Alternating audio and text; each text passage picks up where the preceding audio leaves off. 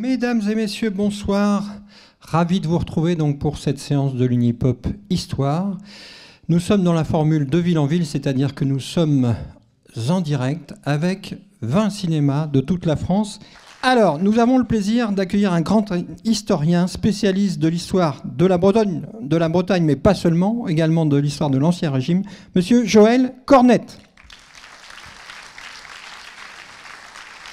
Alors, nous avions déjà eu le plaisir de vous accueillir à l'Unipop à Pessac pour une séance consacrée à la mort de Louis XIV avec le film de Monsieur Serra, Éric Serra. Vous êtes Joël Cornette, ancien élève à l'École normale supérieure de Saint-Cloud. Vous êtes agrégé d'histoire, vous êtes professeur émérite à Paris 8 Vincennes. Vous avez donc, comme je l'ai dit tout à l'heure, publié de nombreux ouvrages sur la France de l'Ancien Régime. Vous avez publié aux éditions Belin 13 volumes de la série Histoire de France. Et puis, vous avez donc publié l'Histoire de la Bretagne et des Bretons, édition Le Seuil, 2015, 2 volumes, 1500 pages. Donc ça, c'est la version longue. Et vous venez de publier une brève histoire. Une brève histoire de l'identité bretonne chez Talandier en 2023. C'était donc il y a tout juste quelques mois. Donc vous avez reçu, je l'ajoute quand même, c'est important, le Grand Prix d'Histoire à l'Académie française, de l'Académie française. Donc bravo pour l'ensemble de votre œuvre. Donc on a hâte de vous écouter pour nous parler de l'histoire de cette si belle région, la Bretagne. Merci d'avoir accepté notre invitation. Eh bien, merci vraiment. Je suis impressionné et très heureux de vous parler effectivement de la Bretagne, à Bordeaux, vue de Bordeaux, mais je crois que c'est important, il y a beaucoup de Bretons et je crois que tout le monde aime la Bretagne. Et vous avez vu d'ailleurs un film, je crois, tout à fait intéressant, certains d'entre vous, de Bertrand Tavernier, Que la fête commence. Et je pense que ce film illustre une des composantes du sujet que je vais essayer de traiter aujourd'hui, l'identité bretonne. Et une identité bretonne, je dirais, qui passe par la révolte, hein, puisque vous avez vu dans le film, c'est au nom des libertés bretonnes contre l'État royal qu'en 1719, le marquis de Pontcallec s'est révolté et a rêvé de fonder une république en armorique.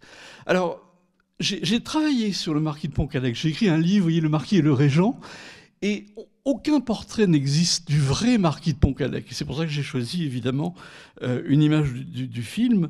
Le film date de 1975. Et 1975, d'ailleurs, c'est une grande année dans l'identité bretonne, puisque cette année-là, en 1975, paraît Le Cheval d'Orgueil de Pierre-Jacques Esselias, dont je vais aussi beaucoup parler, qui a constitué une sorte de révolution, justement, de l'identité des Bretons par rapport à l'idée qu'ils se font d'être Bretons. C'est Jean-Pierre Mariel qui a prêté ses traits au marquis. Et vous avez vu, le film est tout à fait intéressant. Il oppose deux mondes filmés différemment. Je ne sais pas si vous avez remarqué la manière dont Bertrand Tavernier a joué le jeu de la distance entre Paris, la Régence, le Régent, et la Bretagne. Le milieu de la cour, composé de roués autour de Philippe d'Orléans, incarné par Philippe Noiret, ce monde futile et désabusé s'oppose à l'univers âpre et dur des campagnes bretonnes, où la misère soulève un vent de révolte. Et il y a deux manières de les filmer. Des longs travelling dorés sur la cour et la caméra à l'épaule en Bretagne. Vous avez vu? Et donc les images sont rapides, vives. Et donc c'est deux mondes, presque deux manières filmiques de montrer la distance, justement. Et je vais beaucoup en parler, entre l'État royal et cette utopie bretonne, au nom d'une identité retrouvée, qui pourrait être une république. Il est aussi question d'Anne de Bretagne. Enfin voilà, deux mondes donc qui s'opposent. Je crois que c'est là tout à fait intéressant. Alors, en guise d'introduction, j'ai envie de partir d'une phrase d'un grand historien que vous connaissez, qui s'appelle Fernand Braudel. Et Fernand Braudel a écrit cette phrase qui, pour moi, est un peu l'ADN de tout historien. Il a écrit, c'est très bref, « Tout est à mettre au pluriel ». Voilà. Alors, voilà, brève histoire de l'identité bretonne. Un autre aspect de l'identité, une bécassine, mais une bécassine gueulante. Vous voyez, j'ai choisi volontairement, certains d'entre vous verront un autre film sur Bécassine, mais la vraie Bécassine n'a pas de bouche. Vous voyez, ça aussi c'est un problème. En 1905, elle s'appelle Anaïg Labornay, vous imaginez, née à Clocher-les-Bécasses, et elle n'a pas de bouche. C'est pour ça que cette affiche de 1981 en dit long aussi sur cette identité bretonne, ce renversement en quelque sorte. Là, celle qui n'a pas droit à la parole se met brusquement non seulement à parler et à gueuler. Alors, tout est à mettre au pluriel. Je partais de cette phrase de Fernand Braudel, et je voudrais l'appliquer à la Bretagne. Voilà. Parce qu'on parle de la Bretagne, mais évidemment, il n'y a pas une Bretagne, il y a des Bretagnes. Je saurais presque dire qu'il y a 10, 100, 1000 Bretagnes. 1000 communautés, chacune fière de son histoire et de son identité. Donc là aussi, identité, il faudrait un pluriel, des identités multiples. Et ce pluriel breton, on peut d'emblée le mesurer. Ah, je ne vais pas essayer, si parler breton, c'est un problème. Mes grands-mères parlaient breton, lisaient le breton, étaient bretonnes. Ma mère comprenait le breton, mais refusait de le parler, et moi non. Vous voyez, en 3 générations, une déperdition. Ça aussi, ça fait partie de cette identité étrange, presque régressive de la Bretagne. Bon, je vais quand même essayer, excusez-moi. Genawek evel ul Léonard, Gawedat evel un Trégériade, je m'en excuse. Je traduis tout de suite. Idiot comme un Léonard, menteur comme un Trégorois. Je traduis. Ne confondez pas un habitant du Léon. Le Léon, c'est au nord de la Bretagne, à la pointe nord-ouest du Finistère, entre Morlaix et Brest, et un natif du Trégor. Le Trégor, c'est plus à l'est, entre Morlaix et Pondrieux.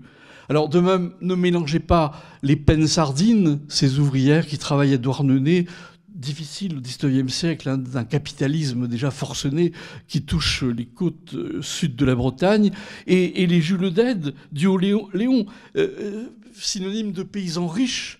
Voilà 2 mondes qui s'opposent, le monde du travail au sud, le monde de la richesse autour de l'Esnevin. L'Esnevin, encore aujourd'hui, un grand marché le lundi qui marque cette identité très forte d'un pays très riche.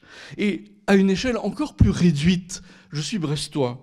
Eh bien, à Brest, ne prenez pas un tisef de Brest même, comme on dit, pour un Yannick habitant de Recouvrance. Et si vous connaissez Brest, il y a la ville même, et Recouvrance, c'est de l'autre côté de la Penfeld.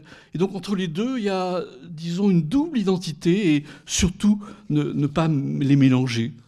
Il y a d'ailleurs, vous voyez, un dessin de Nono, qui est l'illustrateur breton. Moi, je suis brestois, mais Yannick, et moi, brestois, mais Tisef. Donc, vous voyez, une identité, alors tout est à mettre au pluriel, mais là c'est un pluriel très singulier, qui va nous conduire très loin, et donc on va descendre dans ces identités multiples. Et puis d'ailleurs, je pense, vous connaissez tous les vieilles charrues à Carhaix, eh bien les vieilles charrues de Carhaix sont nées d'un coup de tête du maire de Carhaix, qui a dit, ah ben il y a Brest, à Brest ils font la fête maritime, ben nous à Carhaix au centre de la Bretagne, on va montrer qu'on est aussi fort qu'eux, et donc on va faire les vieilles charrues.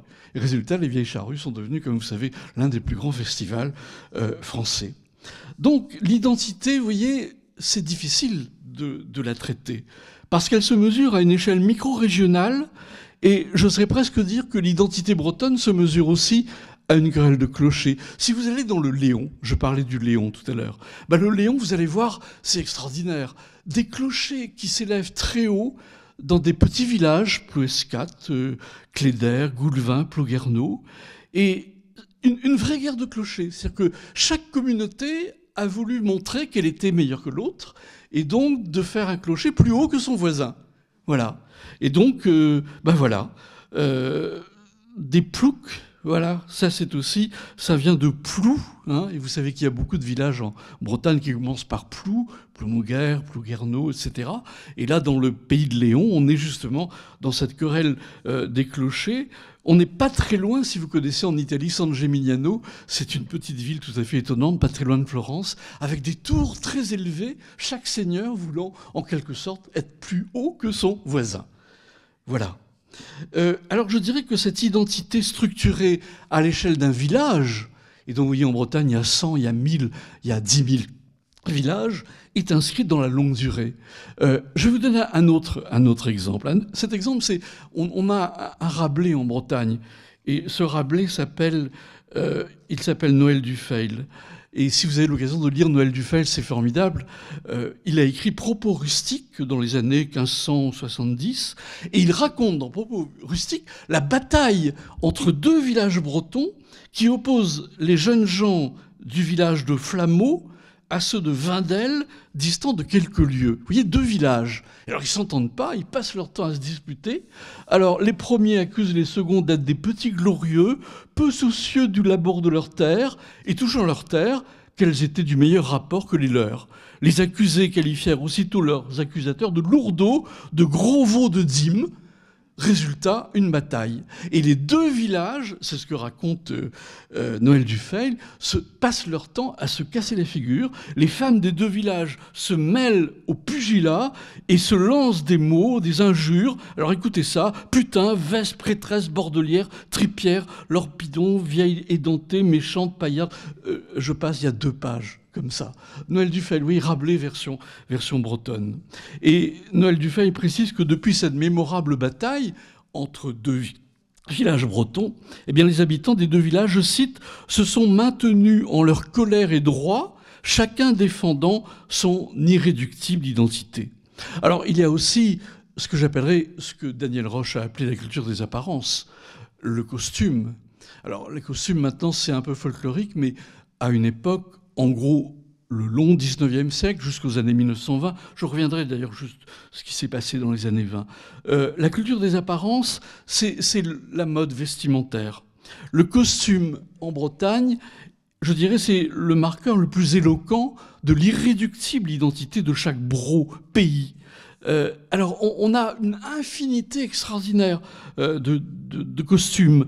Les couleurs vives de Plougastel d'Aoulas, c'est à côté de Brest, vous voyez, vous les avez là, illustrés, contrastent avec le noir sévère de Daoulas. Et Daoulas, c'est à 5 km. Les couleurs éclatantes de Plougastel, la ville des fraises, contre la noirceur de Daoulas. Et donc, à la simple vue d'un habit, on savait d'où on venait, à qui on avait affaire. Comme si l'identité, en quelque sorte, était inscrite dans cette culture des apparences, mais qui est une culture parfaitement fonctionnelle. Il y a en Bretagne, vous le savez sans doute, 1200 variantes de coiffes répertoriées. Et puis, il y a la façon de parler. Breton se dit Berton en galande, Brezonec en breton.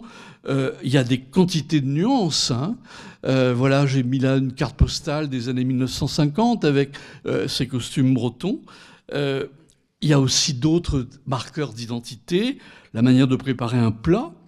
La galette saucisse de Haute-Bretagne n'a rien à voir avec la crêpe au blé noir de Basse-Bretagne. Là, il y a la manière de jouer.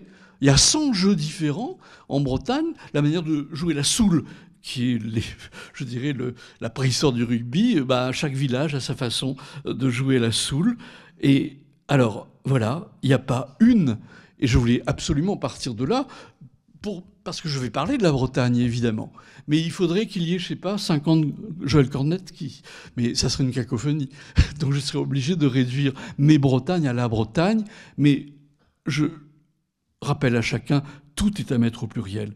Et il y a un dicton breton, je termine l'introduction là-dessus, « Can bro, can guise, can barès, can ilise », sans pays, sans guise, sans paroisse, sans église. Donc une Bretagne absolument diversifiée, absolument multiple, évidemment. Sans pays, sans guise, sans paroisse, sans église. Voilà une multi-identité, en quelque sorte. Alors mon point de départ, c'est celui-là. Après ces quelques mots d'introduction, c'est un livre qui est paru en 2005, qui a eu beaucoup de succès.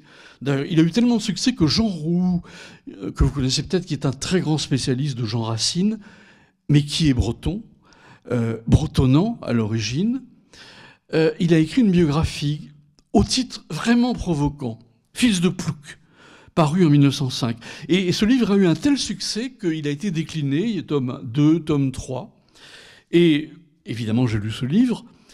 On y trouve cette phrase « Aujourd'hui, c'est un honneur d'être breton ». Et dans ce livre, il explique, je cite, et ça va être un peu, là aussi, mon ADN pour cet exposé que je vous propose aujourd'hui. « Jusqu'aux environs de 1970, nous étions un anti-modèle pour tout le monde. Le pire et que nous avions intégré cette vision en nous-mêmes, comme si chaque Breton avait intériorisé une identité non pas positive, mais négative. Voilà.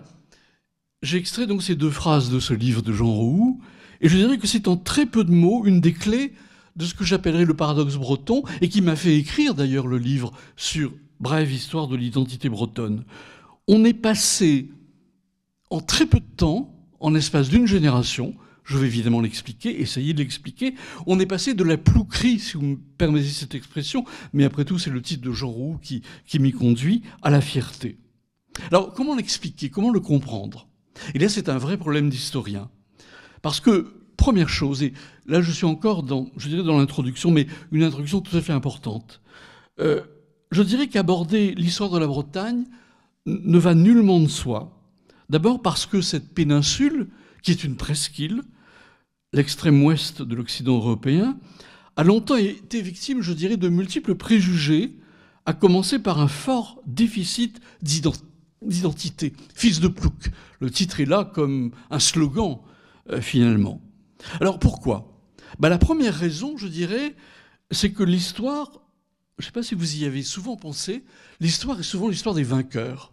C'est les vainqueurs qui écrivent leur histoire. Et les vainqueurs ici, ce sont les Français, puisque je suis historien et j'ai étudié l'histoire de la Bretagne, qui d'ailleurs n'est jamais enseignée, ni en primaire ni en secondaire. Or, les Français ont imposé d'une certaine façon une histoire de France qui se dit une et indivisible, et qui est avant tout, je dirais, et c'est vrai, la France s'est construite par la tête, par l'État. Et l'histoire de France, c'est une histoire étatique, jacobine, parisienne. C'est pour ça que je disais que la manière de filmer de Tavernier à Paris, les ors et les travelling, en Bretagne, la caméra à l'épaule, et tout est haché, heurté. Voilà, 2 histoires, 2 lieux, 2 façons d'être et d'imaginer.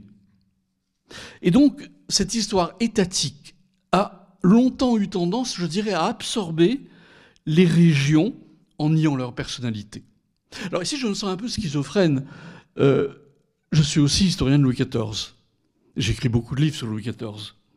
Or, quel Louis XIV? De quel Louis XIV on parle? Le Louis XIV vu de Bretagne ou le Louis XIV vu de Versailles ou de Paris? Eh bien, c'est pas le même Louis XIV. Le Louis XIV vu de Bretagne, c'est celui-ci. Et il n'a rien à voir avec le Louis XIV de Versailles. Et ici, je vous ai mis une image extraordinaire qui est absolument unique et que je vous invite d'ailleurs à aller voir. Allez à Rennes, au musée de Rennes, magnifique musée, il y a ce tableau de Jean-Bernard Chalette, un peintre originaire de Toulouse, qui a vécu des événements dramatiques en Bretagne, une révolte. La révolte des bonnets rouges, je vais parler d'ailleurs des bonnets rouges de 2013, si j'ai le temps. Là, c'est les bonnets rouges de 1675. Une révolte très violente en Bretagne contre l'État royal. Et ce tableau est daté de 1676, une année donc après le soulèvement des Torébènes, les casse-têtes. Et ce tableau répond à une commande d'un Breton, l'archidiacre Jean de la Monneraie. Et ce tableau, c'est extraordinaire, parce que c'est un pamphlet terrible, presque boschien, Jérôme Bosch, contre Louis XIV. Parce que tout ici est signifiant. D'abord le titre, « Les riches et les pauvres sont injustement accablés ». Sous-entendu, les Bretons sont accablés par le fisc de l'État royal. Les impôts tutélaires terribles. C'est d'ailleurs une des raisons de la révolte qu'on appelle la révolte du papier timbré. Il y a aussi le verset 2 du psaume 57. Il est en latin, je traduis en français. « Jugez avec justice, fils des hommes », renforce l'argumentaire déclinant cette image qui décrit la politique fiscale de l'État royal. Et d'ailleurs, regardez, il y a un chariot, le chariot du fisc, chargé de trésors, conduit par un diable qui écrase la population, femmes, enfants, vieillards. C'est un symbole, évidemment, de l'État royal, vu du côté breton. Et puis une ville en flammes qui rappelle les incendies propagés à Rennes lors de l'impitoyable répression menée par le duc de Chaulnes, gouverneur de la Bretagne. Représenté au sommet du chariot, oui, c'est cet être noir, diabolique, c'est le gouverneur qui est représenté. Et il y a même, tout au fond, regardez à gauche, un monstre marin. C'est pour ça que je parlais de Jérôme Bosch, un monstre marin qui s'apprête à engloutir les bateaux, les vaisseaux, qui sont un des éléments clés, justement, de la fortune de la Bretagne. J'y reviendrai. Et puis, regardez deux femmes à droite. Elles s'en foutent, les dames. Et que sont ces dames? Eh bien, il y en a une qui a une balance, une autre a un rameau d'olivier. C'est la justice et la paix. Et la justice et la paix s'en foutent complètement de ce qui se passe en Bretagne. Elles papotent entre elles et elles n'interviennent pas. Donc vous voyez, j'ai essayé de décrypter ici cette image qui, par la mythologie, qui, par l'allégorie, est un véritable tract politique, évidemment, contre Louis XIV. Donc vous voyez, cette idée, le Louis XIV de Versailles n'est pas le Louis XIV vu de Carré, d'autant que Carré, c'est le lieu central de la révolte des bonnets rouges, là où il y avait le notaire, notamment Sébastien Le Balpe, dont on pense qu'il a peut-être participé à la rédaction de cahiers de doléances, de codes paysans. Voilà. Alors, c'est ma première raison. Vous voyez, l'histoire est souvent l'histoire des vainqueurs, mais si je retourne la chose, et d'ailleurs j'ai écrit une histoire de la Bretagne, j'ai essayé de l'écrire vu justement du côté de la Bretagne et non plus du côté de l'État royal. Alors, il y a une seconde raison de ce déficit d'identité de la Bretagne et des Bretons, et je dirais que cette seconde raison est à chercher en Bretagne même. Et ce déficit d'identité est dû à plusieurs siècles, je dirais, de mauvaise conscience de la part des Bretons eux-mêmes, surtout des bas-bretons. Mauvaise conscience de leur langue, ils baragouinent, vous voyez, Moyen-Âge, entrent dans une auberge, les pèlerins bretons qui ne parlent pas un mot de français crient « baragouine !» Ils demandent du pain, bara, du vin, gouine. Partout en France, on se met à appeler les Bretons les baragouins. Et au fil du temps, le terme devient une insulte xénophobe. Nous reste le verbe baragouiner, plus sympa, qui signifie parler incorrectement une langue. Alors, identité intériorisée, qu'est-ce que ça veut dire ? Eh bien, ça veut dire que cette identité intériorisée intègre de la part des Bretons une triple infériorité. D'abord une infériorité sociale, une infériorité culturelle, une infériorité linguistique. Je traduis. Infériorité sociale. Les Bretons, surtout bas-bretons, sont en majorité 95% des paysans. Il y a peu de villes en Bretagne. Brest, aujourd'hui, c'est une grosse ville, 150 000 habitants, assez grande ville, mais au Moyen-Âge, c'est un village. Et c'est Richelieu qui va en faire une ville. Donc les Bretons sont en majorité des paysans à l'heure de la victoire et de la suprématie de la ville. Les Bretons sont modestes, voire pauvres, quand s'étalent les richesses des bourgeoisies conquérantes. Infériorité culturelle, les Bretons, surtout les bas-bretons, mais aussi les hauts-bretons avec le gallo, parlent des langues vaincues et pratiquent des formes jugées archaïques de culture. Ils apprennent à être bretons dans le cadre d'une identité négative, intériorisée et parfois dans la honte. Et je dirais que cette mauvaise conscience d'être breton s'est accélérée au XIXe et au XXe siècle sous l'effet de deux chocs majeurs, alors que la Bretagne, et ça aussi c'est tout à fait intéressant, la Bretagne est en régression par rapport aux autres régions. Alors, je l'ai étudié en détail dans mon histoire de la Bretagne et des Bretons. Le XVIIIe siècle, par exemple, les Lumières. On passe de 20 à 27 millions d'habitants en France. En Bretagne, on baisse. C'est-à-dire qu'on passe de 2,2 millions à 1,9 million. C'est-à-dire que le siècle des Lumières en Bretagne, c'est un siècle de régression. Et le XIXe siècle, la révolution industrielle, comme vous savez, la révolution industrielle, c'est plutôt l'Est, c'est plutôt le Nord. Alors évidemment, il y a des îlots de développement. Saint-Nazaire, Nantes, je parlais des pennes sardines, de ces pauvres ouvrières du XIXe siècle exploitées à Douarnenez. Mais globalement, la Bretagne passe à côté de la révolution industrielle. C'est-à-dire qu'à cette triple, je dirais, infériorité sociale, culturelle, linguistique, s'ajoute une autre infériorité que j'appellerais économique. Et d'ailleurs, Gustave Flaubert, qui s'est baladé en Bretagne, très beau livre, pas par les routes, par les chemins et les champs, 1847, il écrit « La Bretagne semble regarder passer la civilisation nouvelle comme un spectacle, sans applaudir. » Et puis, je dirais que la Bretagne et les Bretons ont fait face à de multiples chocs qui ont mis, je dirais, directement, frontalement, en question leur identité. Et le premier choc, c'est l'école. Et ici, je vais me servir d'un livre formidable que j'espère, enfin que j'ai envie de vous dire, achetez-le en livre de poche. Mona Ozouf, ai-je besoin de vous la présenter? Je dirais c'est un peu notre conscience bretonne. Elle a écrit un livre magnifique. Et tout est dit dans le titre, Composition française. C'est un jeu de mots formidable, composition française. On fait une composition, mais comment compose-t-on avec la France quand on est breton? Et là, le mot composition française devient beaucoup plus riche de sens que la simple composition qu'un instituteur nous ferait quand on est élève. Alors justement, je vais relire composition française à la lueur de la notion d'identité bretonne. Mona Ozouf explique à quel point elle a vécu dans sa chair, non sans difficulté, elle, fille de 2 instituteurs de campagne, ce qu'elle appelle, je cite, un malaise obscur de l'enfance. Et ce malaise obscur de l'enfance, c'est le malaise obscur de beaucoup de Bretons. Et vous allez comprendre pourquoi.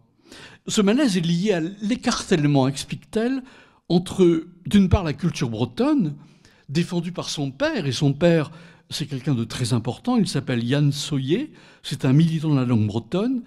Elle a peu connu son père est mort, elle avait quelques années, il est mort en 1935 d'une bronchopneumonie, et culture bretonne donc défendue par son père, qui a fondé une revue pour les instituteurs, défendant le breton, défendant la culture bretonne, défendant la langue bretonne, évidemment, et par sa grand-mère aussi.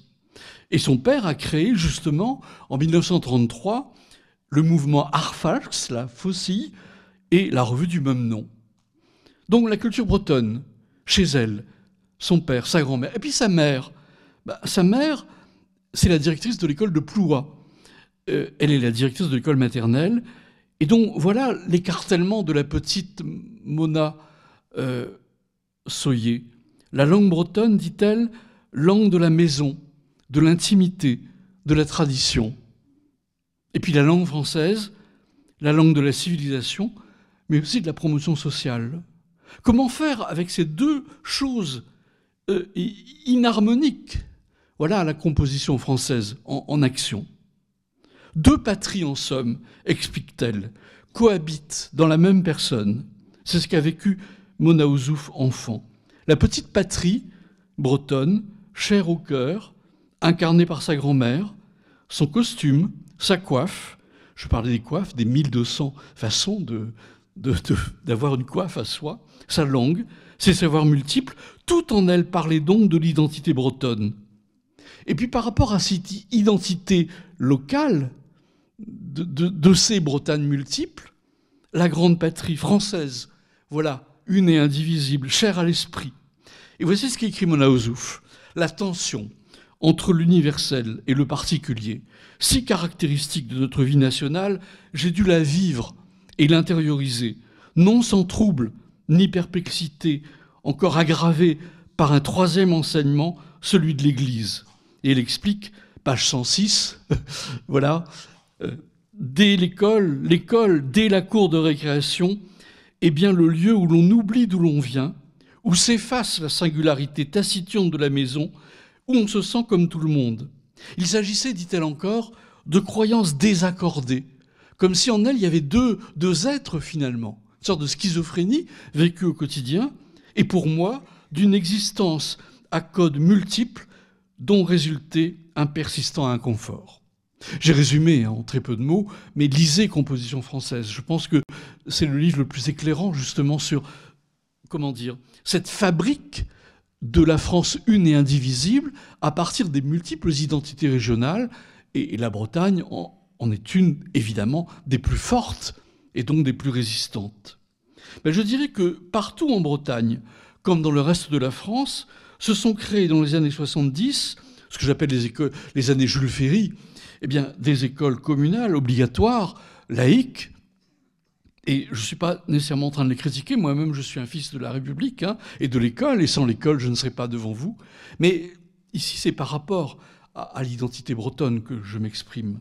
Des programmes uniformes dans toute la France ont nié l'existence de la langue bretonne au profit de la seule langue française, langue d'État et langue des classes dirigeantes. Alors, on a plein d'exemples. En 1897, on peut lire dans un rapport officiel d'un haut fonctionnaire, je cite, écoutez ça, « Les petits Bretons, jusqu'au moment où ils commencent à apprendre le français à l'école, ne donnent absolument aucun signe d'intelligence. » Vous voyez, haut fonctionnaire. 1831, je l'ai mis là, à l'écran, lettre des préfets du Finistère et des Côtes-du-Nord. « Il faut par tous les moyens possibles favoriser l'appauvrissement, la corruption du breton, jusqu'au point que d'une commune à l'autre, on ne puisse pas s'entendre, car alors la nécessité des communications obligera le paysan à apprendre le français. Il faut absolument détruire le langage breton. » Mais c'est quand même des mots très forts. 1831. Et je rappelle que les jeunes enfants qui, à l'école primaire, utilisent le breton, qu'ils entendent chez eux, sont punis du symbole. Alors qu'est-ce que c'est que le symbole ? Ah, c'est curieux. C'est un objet qu'on leur donne, un sabot, une assiette cassée, que l'instituteur attribue au premier élève qu'il surprend à parler breton en classe ou pendant les récréations, à charge pour ce dernier de le transmettre à celui de ses camarades qu'il surprend à commettre la même faute. Alors, j'ai eu la chance ici de lire une thèse qui va bientôt paraître. Rosen Milin a consacré des années à étudier le symbole, justement. Et elle a rassemblé de multiples, indices, témoignages dans 149 communes du Finistère, 85 communes dans les Côtes-du-Nord, 33 communes dans le Morbihan. Et dans toutes les écoles, on pratique ce symbole. Je vais vous donner un seul exemple. Et vous allez voir que ça en dit long, justement, sur cette composition française en action, en quelque sorte, pour reprendre la formule, le titre de Mona Ozouf. C'est un homme qui est né en 1898, un breton. Il est à l'école des garçons de Saint-Jean-Baptiste à Plouguerneau, Finistère-Nord. Oui, Plou de nouveau. La scène se situe vers 1907. Écoutez ça, c'est un extrait de la thèse qui n'est pas encore parue de Rosen Milin. Celui qui était surpris à parler breton attrapait le symbole. C'était une petite croix de bois ou une médaille qu'on devait garder dans la bouche, ou bien une pièce de 2 sous percés qu'on nous accrochait autour du cou par une ficelle. Si on prenait quelqu'un à parler breton, on pouvait lui passer le symbole, et c'était à lui alors de faire le tour de la cour pour en prendre un autre. Si on ne trouvait pas de remplaçant, le soir on avait des lignes à faire. Je me souviens de frère Jean qui nous interdisait de sortir à la récréation quand on n'avait pris personne. C'est bizarre quand même. Ce n'était pas en classe qu'on aurait pu trouver quelqu'un à qui passer le symbole. Et les gars disaient « Fais attention, celui qui vient là, il a le symbole. » Alors on parlait français, du moins ce qu'on savait. Vous voyez, c'est un texte tout à fait passionnant, terrible en même temps, hein, de l'apprentissage forcé par la punition, par la honte. Voilà. Parce que celui qui a le symbole, évidemment, il est honteux par rapport à l'instituteur et par rapport à ses camarades. Voici le rapport qu'envoie en 1903 l'inspecteur d'académie d'Anzer au Conseil général du Morbihan, Créon, pour l'amélioration de la race bretonne, quelques-unes de ces primes que nous réservons aux chevaux et faisons que le clergé nous seconde en accordant la première communion qu'aux seuls enfants parlant le français. Voilà. C'est l'époque aussi où il est interdit de cracher par terre et de parler breton. Voilà, vous avez ici une affiche. Hein. Je n'ai pas besoin de la commenter. Il suffit de la lire. Je crois que c'est tout à fait édifiant et c'est pas du tout une invention. Donc le premier choc, l'école. Le deuxième choc, terrible, c'est la guerre. La Première Guerre mondiale. Cette guerre, je dirais, a particulièrement touché les Bretons, notamment les Bretons des campagnes, transformés en chair à canon. Alors, notre témoignage, hein, je suis historien, tout ce que je vous dis, évidemment, repose sur des sources, sur des quantités de témoignages que j'ai croisés. Alors ici, il y a un témoignage terrible et magnifique en même temps. Terrible d'abord, c'est Marc Bloch. Alors Marc Bloch, je l'aime beaucoup parce que c'est un grand historien des campagnes, en plus résistant pendant la Seconde Guerre mondiale, fusillé par les nazis. Il mérite amplement le Panthéon. Il a écrit un livre magnifique qui s'appelle « L'étrange défaite ». Mais en 1914, il était adjudant, enfin il était un petit officier âgé de 28 ans, jeune sergent, pardon, et il recevait des soldats venus de Bretagne. Voici comment il les décrit. De bien médiocres guerriers, vieillis avant l'âge, ils semblaient déprimés par la misère et par l'alcool. Leur ignorance de la langue française ajoutait encore à leur abrutissement. Bon, il y a une page comme ça. Hein. Alors, bon, c'est terrible. Je ne critique pas, évidemment, mais je constate. Alors, on a longtemps pensé que la Grande Guerre avait tué 240 000 Bretons. Chiffre énorme. Hein. Dans les années 30, d'ailleurs, c'était le chiffre qui était affiché. Alors aujourd'hui, il y a eu des études évidemment précises. Alors le chiffre est un peu plus faible, mais il est quand même terrible. Il est certain que la guerre 14-18 a tué 140 000 jeunes hommes bretons. Or, qui étaient souvent mis en première ligne, hein, justement à cause de leurs baragouines, on les met, voilà. Or, cette grande guerre, je dirais, a accéléré le processus de francisation, notamment par le brassage de jeunes hommes dans les tranchées, confrontés à la culture, notamment politique, des autres poilus. On discute évidemment. Et le breton s'aperçoit, il est breton, pas très bien vu. Et donc, on a assisté, je dirais, en gros, des années 1920 aux années 60, à un véritable effondrement de la langue, parce que la langue, c'est évidemment un des vecteurs de l'identité, doublé d'une crise de conscience de l'identité bretonne. Et je dirais que, conséquence de ces deux chocs, l'école et la guerre, c'est l'attitude à l'égard de la langue qui est l'indicateur le plus éclairant, le plus douloureux aussi. Et c'est une mutation culturelle d'une immense ampleur, une véritable révolution régressive en quelque sorte, la langue étant évidemment un marqueur fort de l'identité. Je le disais dès l'introduction, mes deux grands-mères comprenaient, lisaient, parlaient le breton. Ma mère comprenait le breton, mais refusait de le parler. Vous voyez, on est dans les années 60, et je ne connais pas le breton. Donc, en 3 générations, et évaporation. Quelques chiffres en Basse-Bretagne. 75% de bretonnants au début du XXe siècle. Ils sont 17% en 1990, soit environ 240 locuteurs, dont 120 000 réguliers. En 2009, ils sont 150 000. Aujourd'hui, en 2023, à peine 100 000 Bretons sont capables de parler breton, sur une population de 3,5, voire 5 millions d'habitants, si on ajoute, et j'ajoute évidemment Nantes, puisqu'on pourra y revenir s'il y a des questions. Nantes fait partie, évidemment, de la Bretagne. Ce qui fait de la langue bretonne, selon les critères de l'UNESCO, une langue en danger de disparition.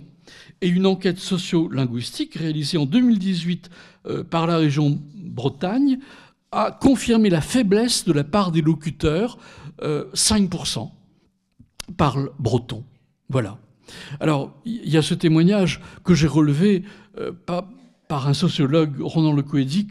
Au milieu des années 90, il a interrogé beaucoup de Bretons.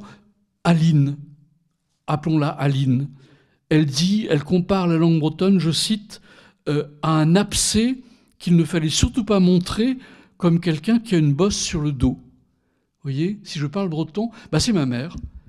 J'ai pas envie de parler breton parce que ça va pas.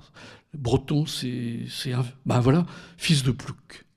Et puis, je dirais, c'est peut-être le 3e choc. Il y a tous ces Bretons qui ont quitté la Bretagne, qui ont plus ou moins... Et il y a eu une immigration très forte, évidemment. Je parlais de Bécassine 1905. Mais Bécassine, c'est la servante. C'est celle qui va à Paris, à Montparnasse, et qui devient servante, ou d'ailleurs quelquefois prostituée. Ça, c'est une autre histoire. Voilà. Ils dédaignent la langue de leur père, comme si le passé leur faisait honte, identifiant la langue de la ville, le français, au progrès, au mieux-être. Voilà encore un autre effet de la composition française. Désormais, la population presque entière, même en Basse-Bretagne, c'est plus ou moins le français. Et ici, je voudrais faire appel à une autre conscience bretonne, c'est Pierre-Jacques Asselias. J'en ai parlé dès l'introduction, l'auteur du Cheval d'Orgueil, qui est paru en 1975. Il est quêteur de mémoire, comme il intitule un de ses essais.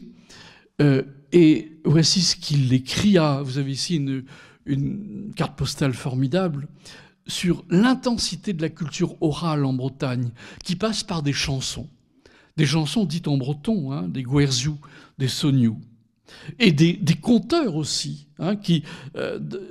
Aujourd'hui, on a oublié ça, on est tous avec notre portable, ou la radio, ou Internet, mais à l'époque, il y a des conteurs qui, dans les foires, dans les marchés, rassemblent autour d'eux 50, 100 personnes.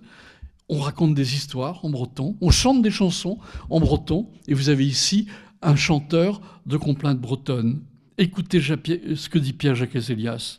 Parmi les tenants du breton, les conteurs occupaient la première ligne avec les prêtres, mais ils étaient de plus en plus atteints de découragement. D'ailleurs, on ne venait plus guère les chercher, ce qui ne les encourageait pas à travailler leur répertoire. Ils étaient bien meilleurs avant la guerre, disaient mes grands-pères. Ils avaient sûrement raison. La guerre, vous voyez, une fois de plus, 14-18 a été une rupture. Et donc les performances publiques des conteurs, mais aussi des chanteurs de guerziou, ces complaintes tristes en breton, appartiennent à un autre temps, celui, je cite toujours Pierre-Jacques Hézélias, celui où toute la Basse-Bretagne bourdonnait de littérature orale.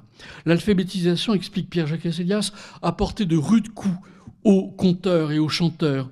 Ils étaient les maîtres de la parole, maîtres de la culture orale, porteurs de tous les savoirs. Mais que faire face à la concurrence de l'écrit, du journal en français? D'ailleurs, on dit c'est écrit dans le journal, donc c'est vrai. Il pénètre le journal dans le moindre des hameaux et impose sa vérité imprimée. Alors ces conteurs, ces chanteurs se sont tus.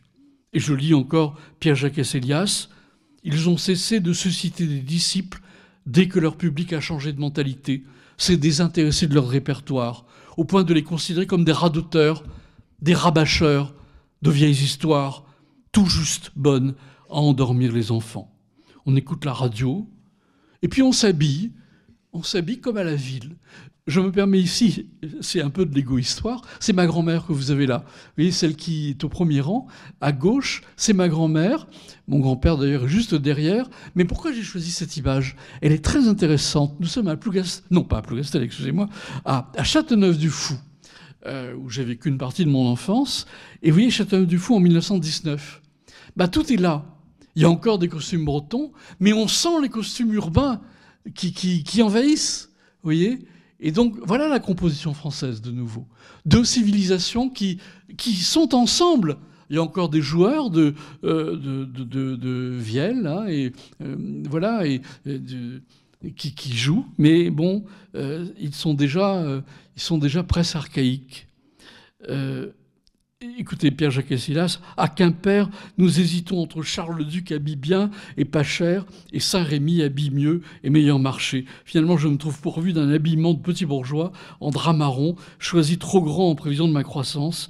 Depuis la guerre, on n'habille plus les petits Bretons dans une réduction du costume de leur père. Voilà. Et puis, il y a une troisième raison. Au déficit d'identité de la Bretagne.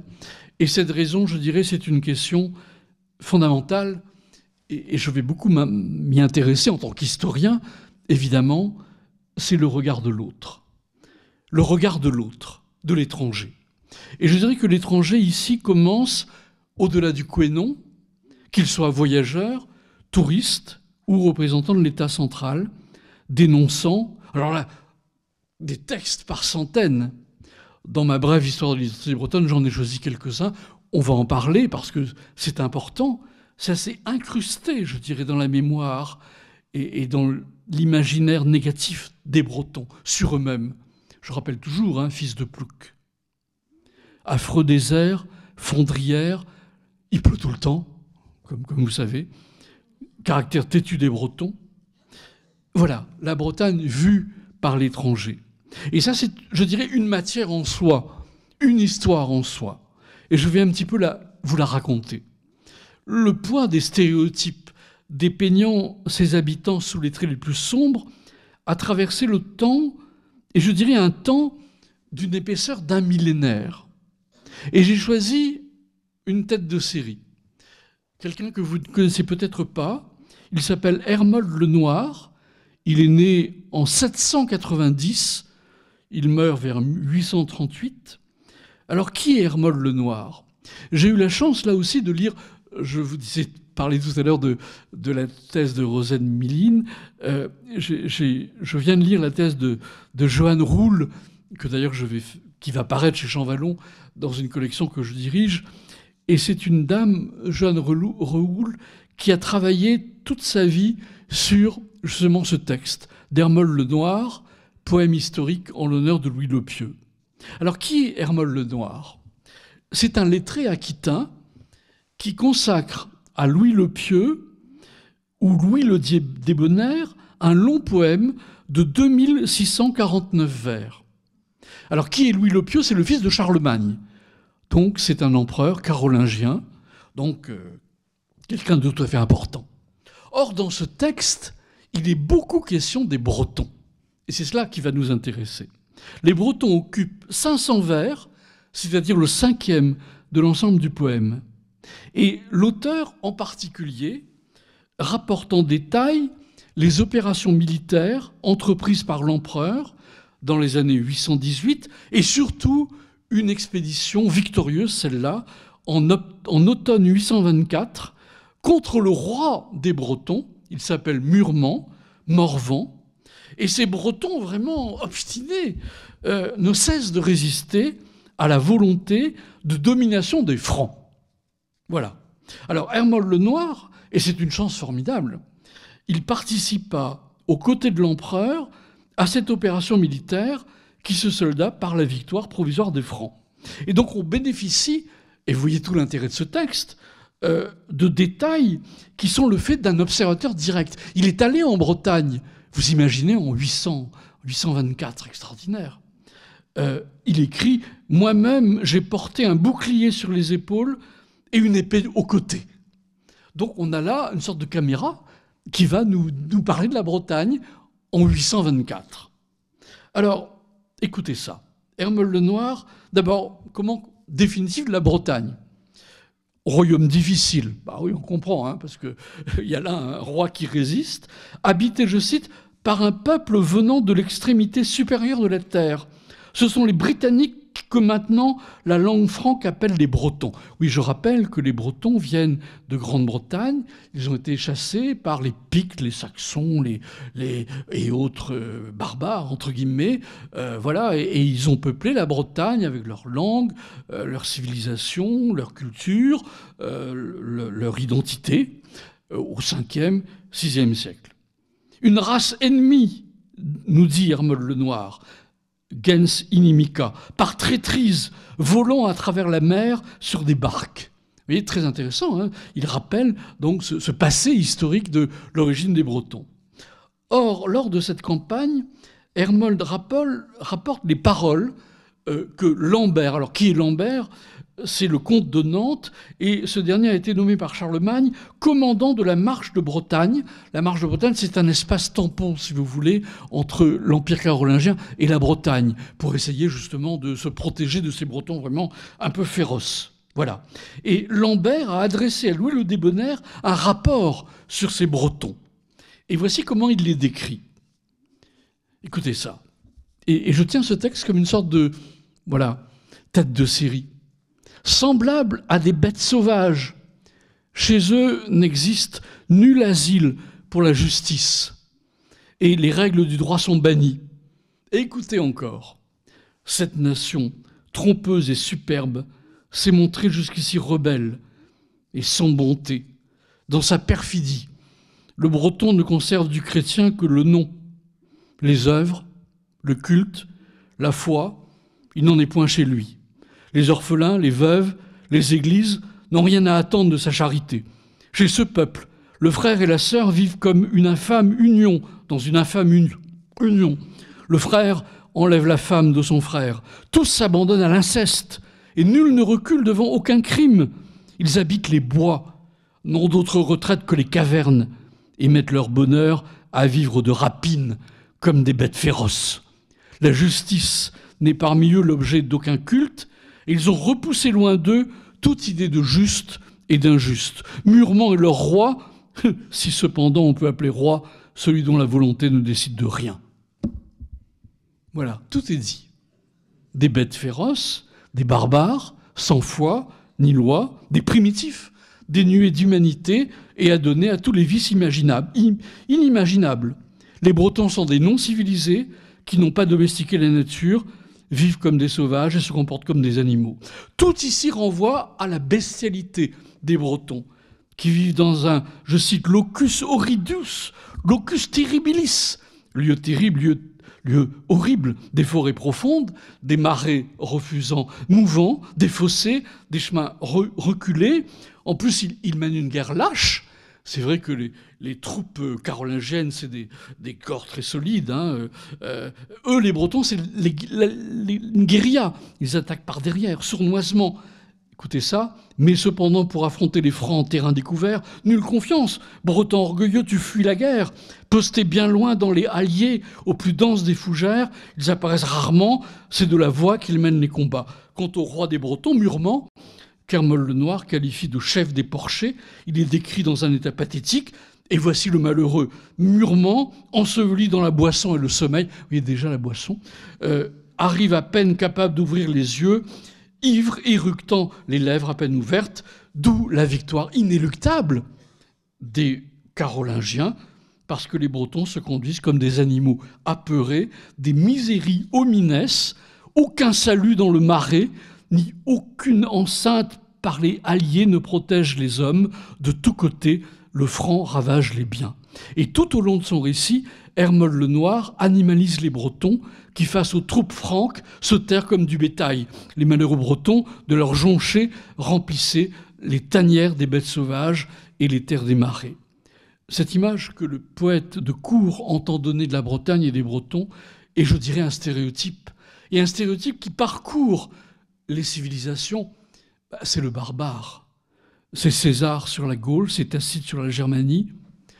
J'oserais pas faire une comparaison avec aujourd'hui, mais que disent les Russes des Ukrainiens? Je vous laisse à cette réflexion. Et si ce témoignage est passé pour redevable, malgré ses outrances, c'est tout simplement qu'il est unique. Et je dirais qu'en fait, ce texte que vous découvrez, je crois, avec moi, d'Hermol le Noir, est en quelque sorte une tête de série d'une longue litanie de stéréotypes qui, pendant des siècles, un millénaire, vont désormais s'attacher aux Bretons, présentés invariablement comme des sauvages, à l'image de la terre ingrate qu'ils habitent. Très court florilège, dans mon livre, il y en a évidemment 10 fois plus. Raoul Glaber, au XIe siècle, écrit des Bretons. Ils sont parfaitement étrangers à toute civilisation. Ils sont de mœurs incultes, prompts à la colère.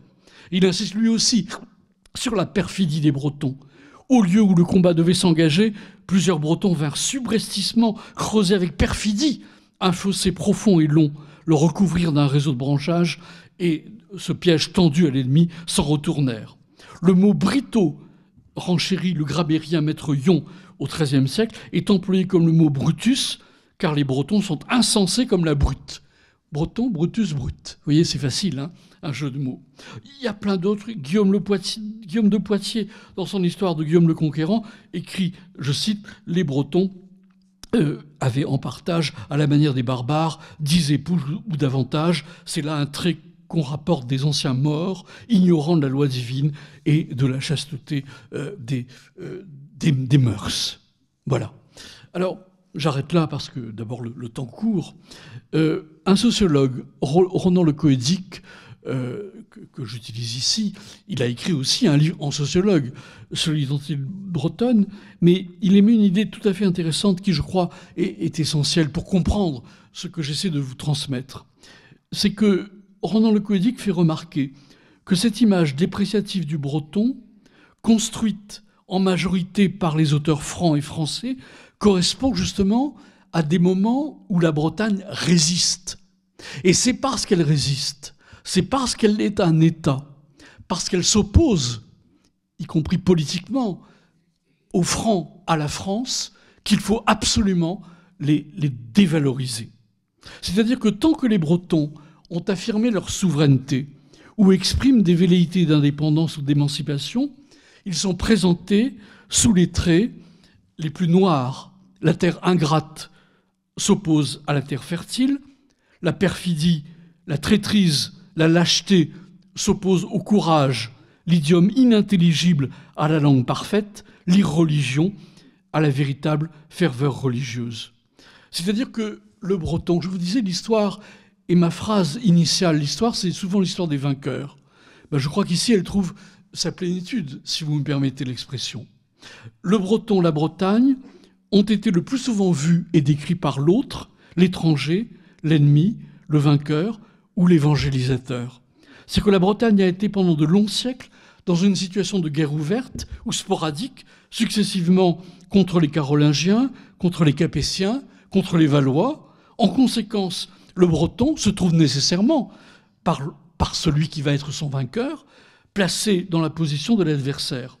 Et donc le décrire en l'infériorisant fait partie du combat mené contre lui, d'autant que, et là aussi c'est un historien médiéviste, Pierre Richer, qui le fait remarquer, les chroniqueurs se copient les uns les autres. Alors vous me direz, oui, mais la Bretagne devient française. C'est vrai, en 1532, par une sorte d'obligation, hein, c'est François Ier qui impose de transformer ce qui était un duché en une province de France. Alors est-ce que tout change ? Est-ce qu'à partir de 1532, ce regard porté par l'autre change sur la Bretagne ? Eh bien non. Eh bien non. La réponse est négative. Et là, je vais encore vous donner quelques exemples. Plus que jamais, la Bretagne se retrouve victime des préjugés des administrateurs, des enquêteurs, issus de la France dominante, avant que les premiers touristes et les romanciers, tous aussi pétris d'idées préconçues, ne prennent le relais. Je vais donner quelques exemples. Deux. Jean-Baptiste Babin, il est général des finances. Colbert lui a demandé de faire un rapport sur la Bretagne. On est en 1663. Colbert, c'est un homme de dossier. Hein. Il aime bien des enquêtes, ce qui est très bien d'ailleurs. Hein. C'est la monarchie administrative du temps de Louis XIV. Et donc, Jean-Baptiste Babin visite la Bretagne. Et voici ce qu'il écrit. Écoutez ça. Et vous allez voir, c'est des mots que vous connaissez maintenant. Au-delà de ces deux évêchés, Vannes et Saint-Brieuc, la barbarie a élevé son trône. Presque tout le monde est rude, grossier, ignorant, brutal. Les mêmes raisons qui conservèrent leur valeur aux Gaulois de César entretiennent la rudesse, la fainéantise et l'ivrognerie chez les Bretons. Voilà, 1663. Autre témoignage, celui-là, je l'apprécie, entre guillemets, Julien Maunoir. Peut-être n'avez-vous jamais entendu parler de Julien Maunoir. Julien Maunoir, c'est un jésuite. Mais un jésuite pur et dur, hein, vraiment un jésuite vraiment fondamental, si je puis dire. Nous sommes là aussi au début du règne de Louis XIV. Alors Julien Maunoir, Alain Croix, historien, le qualifie de stakhanoviste de la contre-réforme. Alors Julien Maunoir, il veut évangéliser. Vous savez que les Bretons sont très catholiques. Ils sont très catholiques, je dirais, grâce ou à cause, ça dépend, de ce monsieur, Julien Maunoir, qui a engagé des missions dans toute une grande partie, notamment de la Basse-Bretagne. Il a fait 439 missions, vous voyez, dans les années 1640, 50, 60. Alors, qu'est-ce que c'est qu'une mission ? Imaginez 50 prêtres qui débarquent dans un village et qui restent dans le village pendant 15 jours. Ça commence à 5h du matin jusqu'à 10h du soir, confession, communion, enfin bon, vous avez compris, une sorte de matraquage évangélique très fort. Voilà. Et la mission, c'est vraiment la chose de Julien Maunoir. Alors, il avait rêvé d'évangéliser le Canada, des Iroquois et des Hurons. Mais il était malade, et donc il s'est résigné, en raison de sa santé défaillante, à se contenter des paysans d'Armorique. Alors on dirait c'est bizarre, les Iroquois et les Hurons remplacés par des Bretons. Bah oui, mais oui. Vraiment. Et ma comparaison n'est pas aussi saugrenue qu'elle en a l'air. Et d'ailleurs, pour se convaincre de la justesse de ses missions, Julien Maunoir, on a ses cahiers de mission, hein, tout ce que je vous dis, ça repose sur des sources. Il lui-même explique-t-il un songe, un rêve, qui rappelle celui de François Xavier. Vous savez, François Xavier, c'est l'évangélisateur qui est allé jusqu'au Japon, portant un Indien sur ses épaules. Il se voyait ployant sous le poids d'un paysan de Cornouailles coiffé d'un bonnet rouge. Alors voilà, on a remplacé l'Inde, les Indiens, par la Bretagne. Alors est-ce que la Bretagne serait l'Inde de la France ? J'oserais presque dire oui, quand on rappellera que la partie bretonnante était considérée par les bons pères de la Compagnie de Jésus comme, je cite, une regio indigena, une région indigène.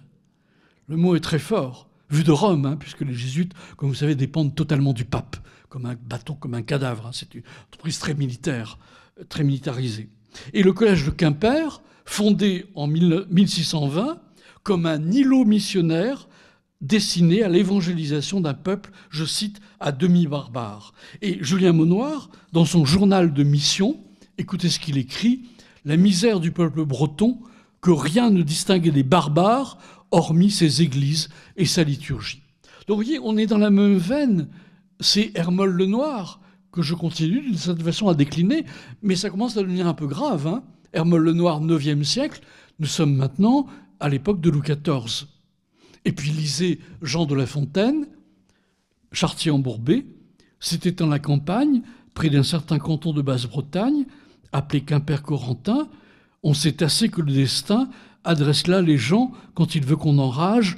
Dieu nous préserve du voyage. Et je peux vous dire que moi, historien du roi Louis XIII, Louis XIV, quand Louis XIII veut punir quelqu'un, il l'envoie en Bretagne. Par exemple, Nicolas Cossin, qui était son confesseur, a osé critiquer Richelieu, a osé critiquer Louis XIII. Eh bien, crac, Quimper-Corentin, exil à Quimper-Corentin. Donc on n'a pas les Iroquois, mais après tout, nos Iroquois, en Bretagne, ils ne sont pas très loin.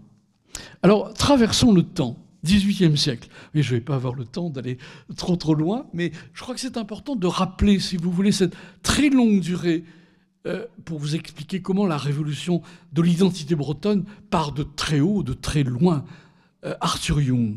Alors, Arthur Young, c'est quelqu'un de très intéressant. C'est un Anglais, un agronome anglais, un homme des Lumières. Nous sommes cette fois au siècle des Lumières, expert en agriculture, grand voyageur. Je vous recommande son texte. Hein. Il a fait un voyage en France. Voyage en France, vous le trouvez en livre de poche. Il y a une grande partie sur la Bretagne. Et partout, il note ce qu'il voit. Il juge évidemment la manière d'être et de faire des habitants. Il est en Bretagne en 1788. Nous sommes à la veille de la Révolution. Jusqu'à Combourg, écrit-il, le pays a un aspect sauvage. Et écoutez ça, la culture n'est pas plus avancée, du moins pour le savoir-faire, que chez les Hurons. Tiens, les Hurons, 1788. Je continue. Ce qui lui semble incroyable en pays de clôture. Ben oui, il ne comprend pas. Il y a des clôtures en Bretagne, c'est le bocage, et pourtant il trouve que c'est très pauvre, parce qu'il a sa vision du Norfolk, et donc il imagine que le critère, c'est ce qu'il voit en Angleterre. La Bretagne a une autre économie rurale, hein, qui fonctionne d'ailleurs tout à fait correctement, mais il n'arrive pas à la comprendre, puisqu'il a des lunettes anglaises, si vous voulez. Donc il ne peut pas analyser de l'intérieur ce qui se passe en Bretagne. Alors les habitants, il décrit aussi des habitants, écoutez ça, Arthur Young. Ils sont presque aussi sauvages que leur pays. Et ça continue. Hein. Et leur bourg de Combourg est l'une des localités les plus atrocement sales qui se puissent voir. Des maisons de terre, pas de fenêtres, un pavé si raboteux qu'il entrave les passants au lieu de les aider. Voilà, Arthur Young. Alors, veille de la Révolution, alors parlons de la Révolution. Est-ce que la Révolution change le regard sur la Bretagne et les Bretons? Ben non, et c'est même le contraire.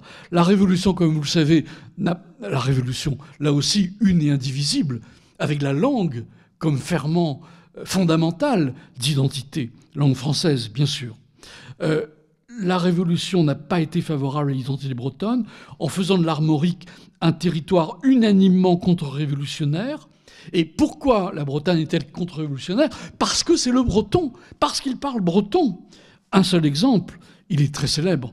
Le rapport de Bertrand Barrère au Comité du salut public, janvier 1794, il explique, écoutez ça, il faut vraiment le lire pour le croire, la contre-révolution s'est établie sur quelques frontières en se réfugiant dans les idiomes, il ne dit pas langue, idiomes celtiques ou barbares que nous aurions dû faire disparaître. Et sa conclusion est sans appel, le fédéralisme et la superstition parlent bas breton. Alors, 19e siècle, franchissons les siècles, après la Révolution. Eh bien, je dirais qu'au 19e siècle, alors, au 19e siècle, il y a une belle image de la Bretagne, hein, c'est le Barzaz Brace de 1639, c'est aussi des textes de Victor Hugo, c'est aussi la Bretagne, c'est une terre un peu mythologique d'une certaine façon, mais elle aussi, elle est imaginaire. Mais il y a toujours cette Bretagne noire ou grise qui continue. Elle est le support d'un genre littéraire qui véhicule une image presque toujours la même d'un territoire ensauvagé, résistant à tout changement. Alors, lisez-le en livre de poche, c'est formidable. Les Chouans, ça s'appelle, sous-titre, La Bretagne en 1799. Alors, dans Les Chouans, Balzac explique, je cite, les talus, il explique les talus bretons, écoutez ça, par la paresse d'enfermer les bestiaux sans les garder. Pas mal, hein? Ils ont construit le bocage parce qu'ils sont flemmards par définition. Et Balzac, quand vous lisez... Alors, j'ai relu Les Chouans, évidemment, pour faire mon livre sur l'identité bretonne, et j'en croyais pas. Alors Balzac, notre grand Balzac, je suis pas en train de critiquer Balzac, évidemment, c'est magnifiquement écrit, mais voici comment il décrit, ce cher Balzac, les Bretons. Les parties de cette province où de nos jours encore la vie sauvage et l'esprit superstitieux de nos rudes aïeux sont restés, pour ainsi dire flagrants, se nomme le pays des Gats. Lorsqu'un canton est habité par nombre de sauvages, semblables à celui qui vient de comparaître dans cette scène, les gens de la contrée disent « les gars de telle paroisse ». Et ce nom classique est comme une récompense à la fidélité avec laquelle ils s'efforcent de conserver les traditions du langage et des mœurs gaéliques. Aussi, leur vie garde-t-elle de profonds vestiges des croyances et des pratiques superstitieuses des anciens temps. Là, les antiquaires retrouvent debout les monuments des druides. Là, le génie de la civilisation moderne s'effraie à pénétrer à travers d'immenses forêts primordiales. Une incroyable... Vous vous rappelez d'Hermol le Noir? Cette fois, c'est Balzac. 1000 ans après. Une incroyable férocité, un entêtement brutal, mais aussi la foi du serment, l'absence complète de nos lois, de nos mœurs, de notre habillement, de nos monnaies nouvelles, de notre langage, mais aussi la simplicité patriarcale et d'héroïques vertus s'accordent à rendre les habitants de ces campagnes plus pauvres de combinaisons intellectuelles que ne le sont les Mohicans. Tiens, et les Peaux-Rouges de l'Amérique septentrionale, mais aussi grands, aussi rusés, aussi durs que des rides venues avant le temps sillonnaient le front et la peau du cou de la Bretonne. Elle était si grotesquement vêtue d'une peau de bique usée que sans une... Oui, c'est Balzac, hein, que sans une robe de toile jaune et sale, marque distinctive de son sexe, Hulot n'aurait su quel sexe la paysanne appartenait, car les longues mèches de ses cheveux noirs étaient cachées sous un bonnet de laine rouge. La grossièreté de cet homme, marche à terre le Chouan, comme taillé à coups de serpe, à coups de hache, sa noueuse écorce, la stupide ignorance gravée sur ses traits en faisait une sorte de demi-dieu barbare. Il gardait une attitude prophétique et apparaissait là comme le génie même de la Bretagne qui se relevait d'un sommeil de 3 années. Pas mal, hein? Balzac, la Bretagne en 1799. Et en cherchant toujours cette image récurrente, je lisais la correspondance de Françoise Dolto. Françoise Dolto, psychanalyste formidable, hein, des enfants. Voici une lettre du papa de Françoise Dolto à sa fille, écrite le 13 septembre 1926. Écoutez ça. Papa à Madame Françoise Dolto. J'ai été très heureuse de te donner la satisfaction de ce voyage de Bretagne. Il est bon de connaître son pays et de voir, même si par certains côtés leur vie est peu engageante, les mœurs de nos provinces, où le genre d'existence est resté encore assez primitif. Notre civilisation entraîne des complications bien grandes, alors qu'on pourrait vivre si près de la nature et si heureux. Vous voyez, c'est ambigu. Évidemment, la Bretagne, mais c'est tellement primitif. Enfin, voilà.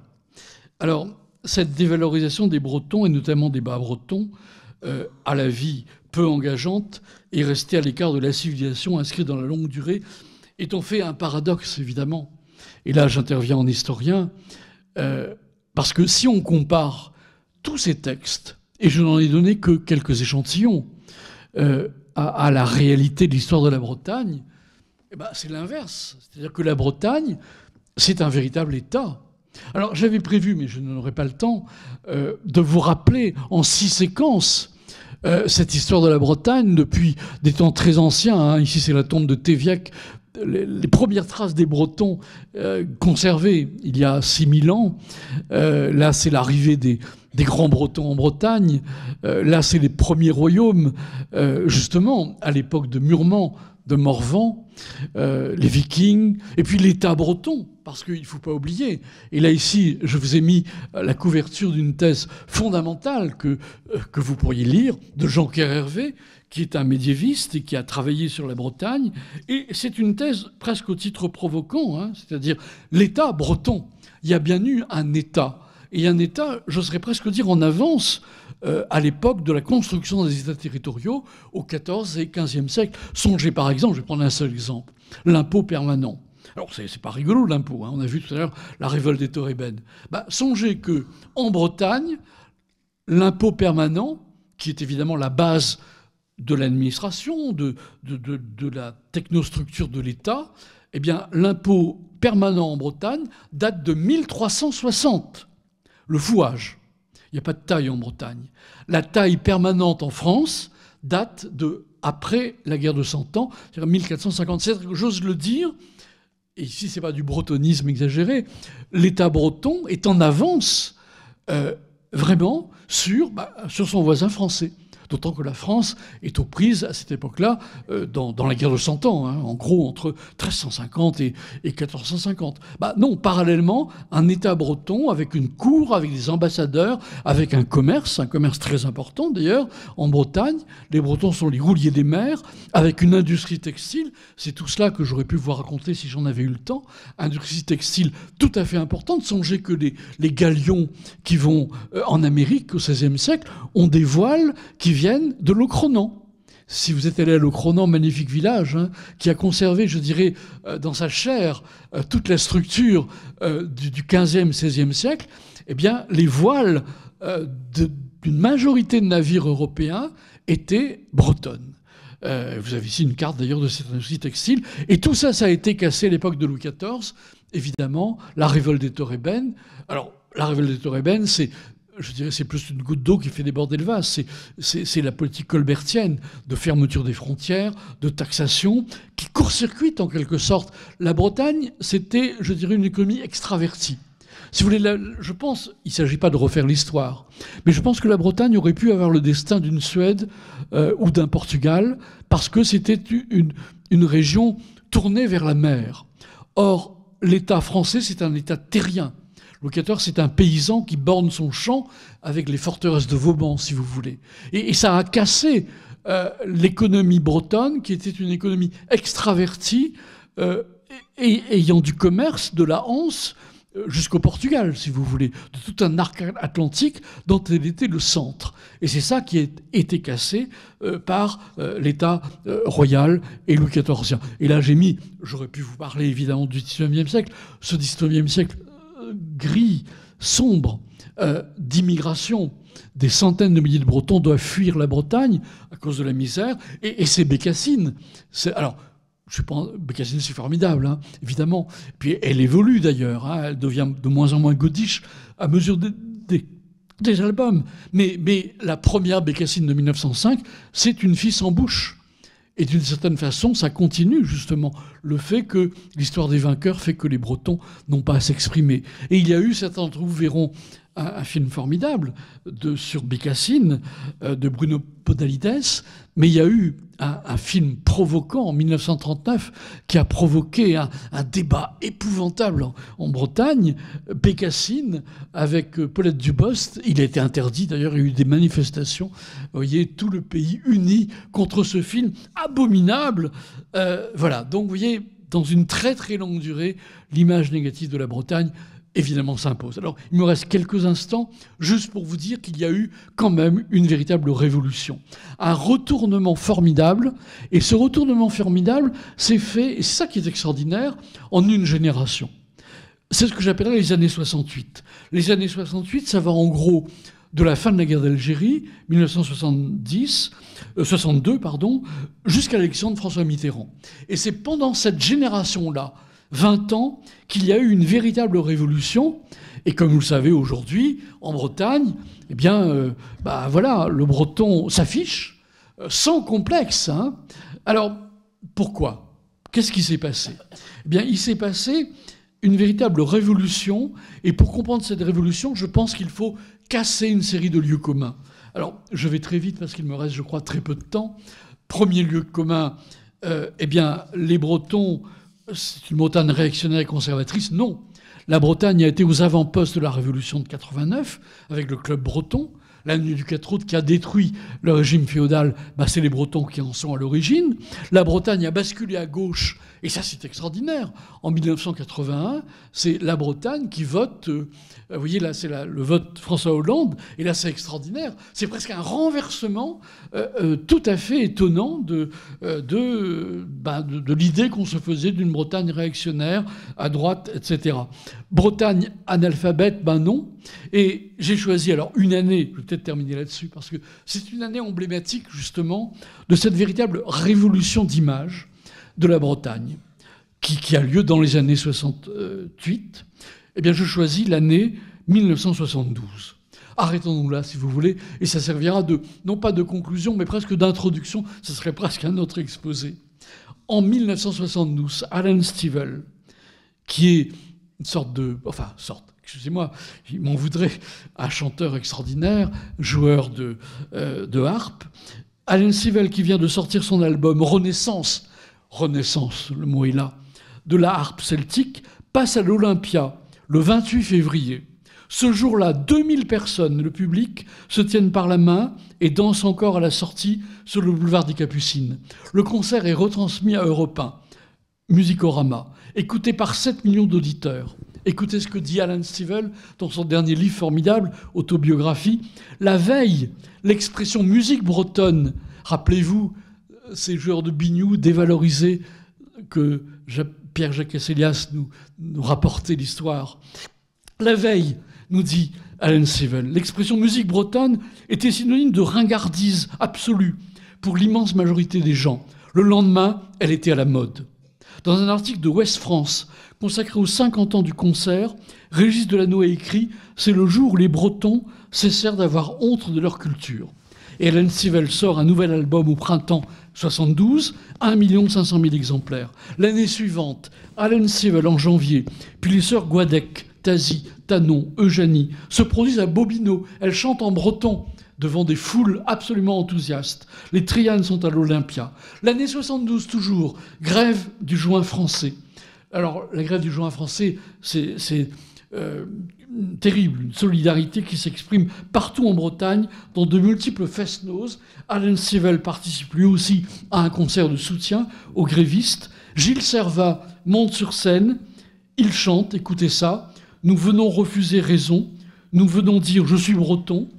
Je suis breton en vérité, je réclame mon identité au nom des sourds et des muets, de ceux qui n'osent pas parler, au nom des morts dans la misère, sur les richesses de leurs terres, au nom des exilés épaves qu'on vend sur les marchés d'esclaves, au nom des travailleurs en grève, au nom des luttes et des rêves, je réclame. Bon, je pourrais continuer. En 72, il y a encore plein de choses. Grande tournée en 40 lieux de Bretagne de Léo Ferré et de Glenmore. Les fêtes interceltiques de l'Orient, 500 000 personnes. C'est la création de Dastum, une association qui se charge de collecter le patrimoine culturel breton, notamment toute la tradition orale des Guerzou. C'est la fondation du Brittany Ferries de Alexis Gourvenec. C'est l'année aussi où le drapeau breton flotte un peu partout. Et 3 ans plus tard, paraît le cheval d'orgueil de Pierre-Jacques Asselias. Une totale inversion de l'image des Bretons. Je dois m'arrêter là, malheureusement. Et voilà. Merci beaucoup. Merci à Joël Cornette. Je n'ai pas pu tout vous dire. Ah non, on a bien compris que c'était une introduction à la brève histoire. C'est plutôt une introduction, excusez-moi. Mais une introduction à la brève histoire. À dire. Alors, il nous reste un peu moins d'une dizaine de minutes pour quelques questions sur ce sujet passionnant, sachant que les spectatrices et les spectateurs des autres salles peuvent envoyer des questions par SMS, évidemment. Donc, n'hésitez pas à poser des questions. C'est un grand sujet. À Joël Cornette. Enfin, je crois. Est-ce qu'il y a des questions qui nous viennent de Bretagne, peut-être ce soir, puisque vous avez vu qu'il y avait une... Oui, voilà, j'arrive. Merci. Très bien.